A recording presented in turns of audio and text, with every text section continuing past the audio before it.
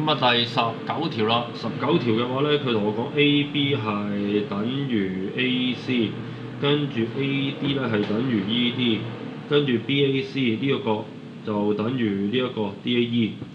跟住問我邊個啱邊個錯，問我 A、B、C 呢一個三個人同呢一個三個人係一樣，喂啲 B 唔一定嘅喎，你要啲邊係一樣先得啊！反而調翻轉呢兩個肯定係相似嘅，因為呢一個係 alpha， 呢個係 alpha 的話，咁呢兩個都係相似啫 ，congruent 未必。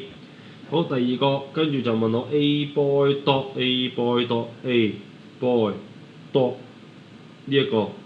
咁呢一個咧，你就會見到有一條邊、兩條邊，再有呢個夾角啦。好，咁跟住就係 ACE， 又係呢條邊、呢條邊，再有呢個夾角。咁你見到呢兩個夾角都係 theta 加 CAD 啊，即係你當呢一個就叫做beta 啦 ，OK。咁你兩個夾角都係叫做 theta 加 beta，咁所以呢個真係 OK 啦，SAS 嘅。咁 last 啊，第三個就係 BFC 呢個細細地，同埋應該對面嗰個啦，係啦。好，咁即係話要有一條邊係一樣長先，有冇？一條邊一樣長？唔肯定喎。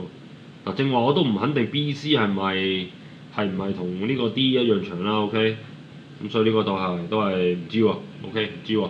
咁乜都唔知，淨係得2係啱嘅，咁就圈 B 咯。